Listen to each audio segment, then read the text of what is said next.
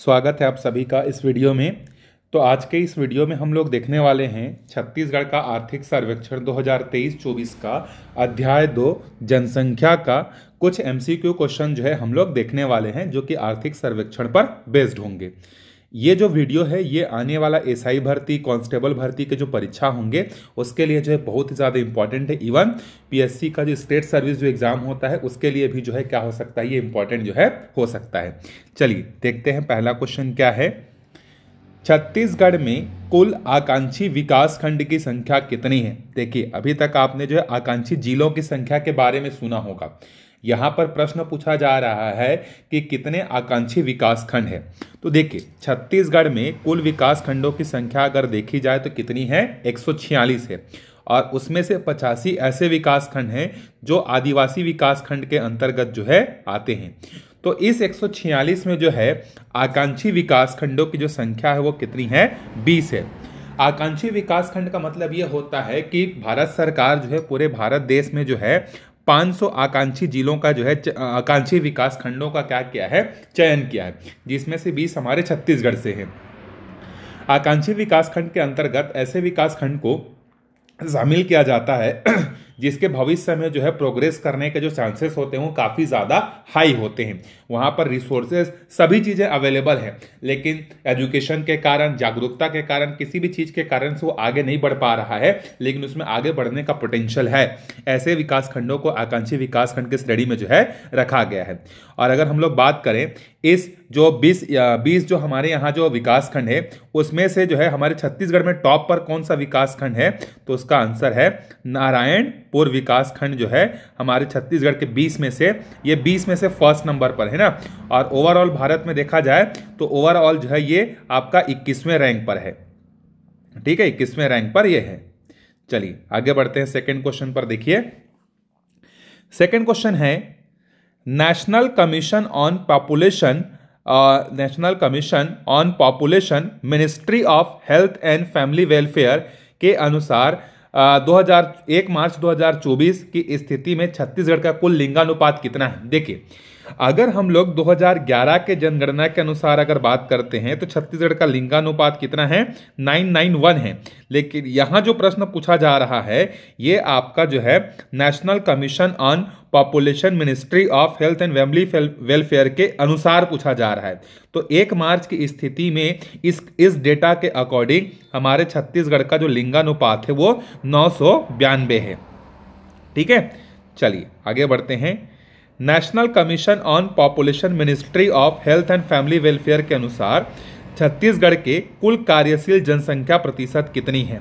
देखिए पहले तो देखते हैं कि कार्यशील जनसंख्या का मतलब क्या होता है। तो कार्यशील जनसंख्या का मतलब होता है 15 से लेके 64 वर्ष के उम्र के वो सारे व्यक्ति जो कार्य करने में क्या है, सक्षम है, उसको कार्यशील जनसंख्या कहा जाता है।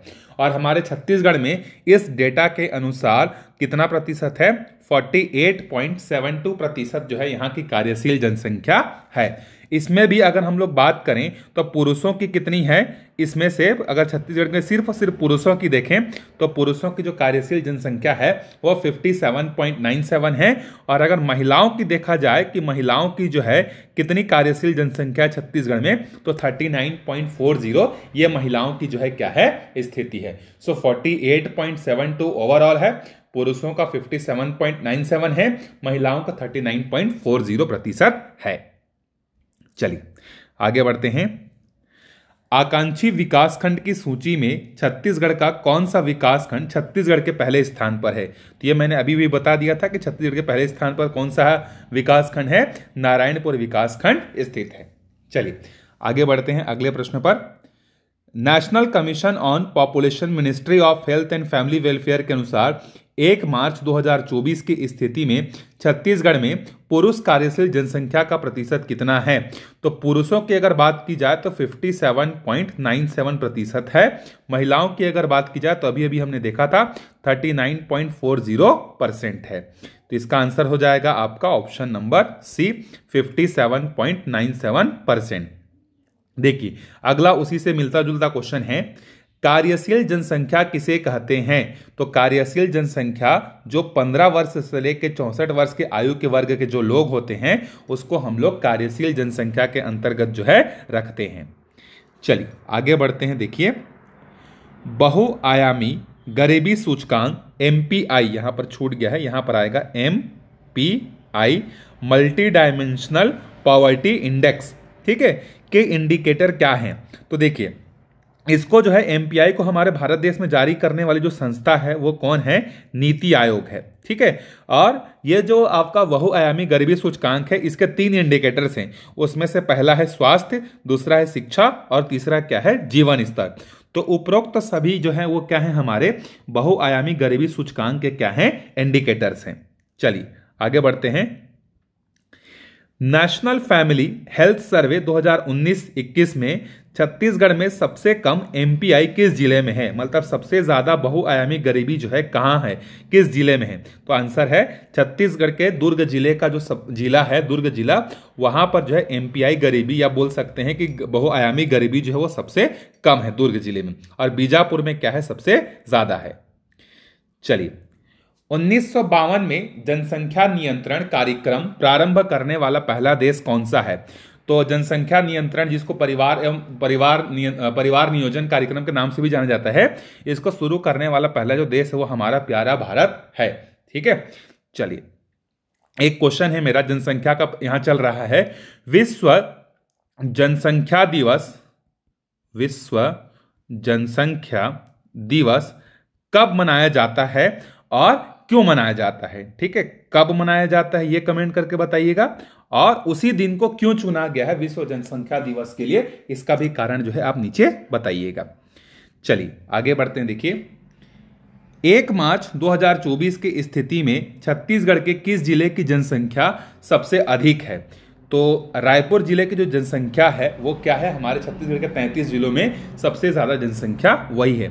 एक तो वो राजधानी है, इसके अलावा वहां पर बेसिक फैसिलिटीज ज्यादा अवेलेबल है, इसी कारण से वहां की जनसंख्या जो है क्या है? सबसे ज्यादा है। चलिए अब देखिए, 2011 के जनगणना के बेस पर मैंने कुछ क्वेश्चन यहां पर ऐड किए हुए हैं। इसके आधार पर और भी बहुत सारे क्वेश्चन बन सकते हैं 2011 के जनगणना के अनुसार, तो एक बार उसको देख लीजिएगा। यहां पर मैं कुछ 2-4 सिलेक्टेड क्वेश्चन को यहां पर जो है डाला हूं। जैसे कि देखिए, 2011 के जनगणना के अनुसार छत्तीसगढ़ जनसंख्या के मामले में भारत के कौन से नंबर का राज्य है? तो 2011 के जनगणना के अनुसार हमारा जो भारत देश में हमारा छत्तीसगढ़ का जो रैंक है वो कितना है? वो आपका 16वां रैंक है। और 2011 के जनगणना के अनुसार छत्तीसगढ़ की जो जनसंख्या है 2,55,45,198 है। ये जो है 2011 के जनगणना के अनुसार है। अभी जो है 16वीं जनगणना 2025 में शुरू होगी बोला जा रहा है। तो 2025 की जनगणना में जब देखेंगे हम लोग, तो हमारे छत्तीसगढ़ की जो जनसंख्या है वो 3 करोड़ से डेफिनेटली क्या होगी? ज्यादा जो है होने वाली है, ठीक है। क्योंकि ये जो डेटा है 2,55,00,000, ये आपका जो है आज से 13-14 साल पहले का रिकॉर्ड है। चलिए, 2011 की जनगणना के अनुसार मुस्लिम धर्म को मानने वालों की सर्वाधिक संख्या किस जिले में स्थित है? तो सबसे ज्यादा मुस्लिम धर्म को मानने वालों की जो जनसंख्या है वो आपका कौन सा जिला है?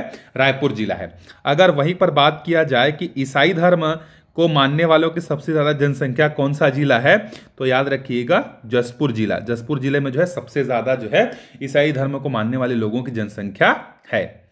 चलिए, छत्तीसगढ़ की जनसंख्या वृद्धि दर कितनी है ये आपको बताना है। देखिए, छत्तीसगढ़ की अगर भारत की पूछेगा तो याद रखना, भारत की ओवरऑल भारत की जो 10 साल में जो जनसंख्या वृद्धि दर है वो 17.69 है, लेकिन हमारे छत्तीसगढ़ की जो जनसंख्या वृद्धि दर है वो 22.61 है। तो हमें छत्तीसगढ़ का पूछा हुआ है, तो छत्तीसगढ़ की जो जनसंख्या वृद्धि दर है वो 22.61 है, और भारत की पूछेगा तो 17.69 है। चलिए, जनसंख्या घनत्व की बात की जा रही है। 2001 के जनगणना के अनुसार और 2011 के जनगणना के अनुसार छत्तीसगढ़ के जनसंख्या घनत्व में कितना परिवर्तन हुआ है ये आपको बताना है। देखिए, अगर बात किया जाए 2001 के जनगणना के अनुसार छत्तीसगढ़ का जो जनसंख्या घनत्व है वो 154 था, और 2011 के जनगणना के अनुसार देखा जाए तो ये कितना है, 189 है। मतलब जनसंख्या में क्या हुई है, वृद्धि हुई। तो कमी वाला ऑप्शन तो आपको खत्म हो गया। अब कितने का हुआ है तो देख लीजिए कितने का अंतर है, 35 का वृद्धि जो है हुआ है। और अगर वहीं पर हम लोग देखें लिंगानुपात, 2001 में जो लिंगानुपात था छत्तीसगढ़ का वो 989 था, और 2011 में जो लिंगानुपात है वो कितना है, 991 है। और 2025 में जब जनगणना होगी तो डेफिनेटली जो है हम इससे थोड़ा सा कम ज़्यादा जो है हो सकते हैं। चलिए, छत्तीसगढ़ का साक्षरता के बारे में पूछा हुआ है। देखिए, छत्तीसगढ़ की जो साक्षरता दर है वो कितनी है, ओवरऑल 70.28 है। ये कुल जो है हमारे छत्तीसगढ़ की क्या है, साक्षरता दर है। इसमें अगर हम लोग बात करें तो पुरुषों की जो साक्षरता दर है वो ज़्यादा है, कितना है, 80.27 है। और महिलाओं की जो साक्षरता दर है वो कितनी है, 60.24 है। अभी की जनगणना में डेफिनेटली जैसे उल्लास जैसे कार्यक्रमों के कारण, बढ़ती हुई इंटरनेट के कारण से साक्षरता दर में जो है डेफिनेटली बढ़ोतरी होगी, और हो सकता है कि इस बार हम लोग 75% प्लस जो है हमारे छत्तीसगढ़ की जनसंख्या हमको देखने को मिल सकती है। ठीक है, 2030 तक मातृ मृत्यु दर को कितना लाने का लक्ष्य जो है रखा गया है। तो हमारे छत्तीसगढ़ सरकार ने एक टारगेट रखा हुआ है कि 2030 तक हम लोगों को क्या करना है, मातृ मृत्यु दर को क्या करना है, 100 से जो है कम करना है। ठीक है, मातृ मृत्यु दर का मतलब ये होता है कि प्रसव के दौरान कितनी महिलाओं की मृत्यु हो रही है और कितने बच्चे जन्म ले रहे हैं, इसके अनुपात को 1 लाख से गुणा करते हैं तो हमें पता चलता है। तो मातृ मृत्यु दर प्रति 1 लाख होती है, जबकि शिशु मृत्यु दर जो होती है वो प्रति 1000 होती है। तो वर्तमान में अगर हम लोग देखें मातृ मृत्यु दर तो 137 है। ठीक है, 137 या 137, हाँ एक बार चेक कर लीजिए, 137 जो है मातृ मृत्यु दर है हमारे छत्तीसगढ़ का भी। चलिए 17वां प्रश्न पर आते हैं। 2011 की जनगणना के अनुसार छत्तीसगढ़ के कितने नगरों की जनसंख्या 10 लाख से अधिक है। तो 2 जिले ऐसे हैं हमारे छत्तीसगढ़ में जिनकी जो जनसंख्या है, नगर की बात की जा रही है ना, जो 10 लाख से अधिक है। एक तो आपका कौन सा है, दुर्ग, और दूसरा है आपका रायपुर। ये 2 नगर ऐसे हैं जिनकी जनसंख्या 10 लाख से क्या है, अधिक है। चलिए, छत्तीसगढ़ राज्य में सबसे ज्यादा प्रवास किसमें देखा जा सकता है। प्रवास मतलब एक स्थान को रोजगार या क्या बोलते हैं, बेहतर अवसर की तलाश में लोग एक जगह को छोड़कर दूसरे जगह में क्या होते हैं, स्थानांतरित होते हैं। ठीक है, लॉकडाउन के समय में आपने देखा होगा कि कैसे लॉकडाउन में बहुत सारे लोग जो है दिल्ली, मुंबई, बंबई से जो है पैदल जो है हमारे छत्तीसगढ़ में आ रहे थे अलग अलग राज्यों में, तो उसको प्रवासन कहा जाता है। तो सबसे ज्यादा प्रवासन छत्तीसगढ़ में होता है ग्रामीण से ग्रामीण, सबसे सर्वाधिक जो अगर आपसे पूछा जाएगा तो ये आपको थोड़ा सा अचंभित लग सकता है कि लोग तो गांव छोड़कर शहर जाते हैं, लेकिन सबसे ज्यादा प्रवासन ग्रामीण से ग्रामीण होता है। ठीक है, और सबसे कम अगर देखा जाए तो सबसे जो न्यूनतम जो आपका प्रवासन है वो आपका नगरीय से ग्रामीण होता है। ऑब्वियस सी बात है, कोई शहर को छोड़कर गांव में क्यों जाएगा। चलिए आगे बढ़ते हैं 19वें प्रश्न पर। छत्तीसगढ़ के कितने जिलों का लिंगानुपात भारत के औसत लिंगानुपात से अधिक है। देखिए, भारत के अगर हम लोग पूरे भारत देश के लिंगानुपात की बात करें तो कितना है, 943 है।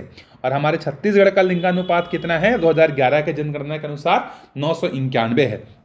तो हमारे छत्तीसगढ़ के जितने भी जिले हैं, चाहे आप 27 जिलों के आधार पर कर लो या आप 33 जिलों के आधार पर देख लो, सभी जिलों का जो लिंगानुपात है ना वो भारत के औसत लिंगानुपात से क्या है, ज्यादा ही है। ठीक है, और सबसे ज्यादा जो लिंगानुपात है ये पीएससी में पूछा हुआ था 2023 में, वो कौन सा है आपका, कोंडागांव, सबसे ज्यादा लिंगानुपात है। अच्छा देखिए आगे यहाँ पर प्रश्न भी आ गया कि सर्वाधिक और न्यूनतम लिंगानुपात कहाँ है। तो सबसे ज्यादा जो है आपका कोंडागांव में है और सबसे जो कम है ये आपका जांजगीर चांपा में है छत्तीसगढ़ का। तो यहाँ पर जनसंख्या के हमारे 20 क्वेश्चन जो है कंप्लीट होते हैं। मिलते हैं नेक्स्ट वीडियो में जहाँ पर हम लोग जो है आर्थिक सर्वेक्षण का अध्याय 3 राजस्व आय के कुछ एमसीक्यू क्वेश्चन जो है क्या करेंगे, सॉल्व करेंगे, जो कि आपको क्या कर सकते हैं, आने वाले एग्जाम में हेल्पफुल जो है हो सकते हैं।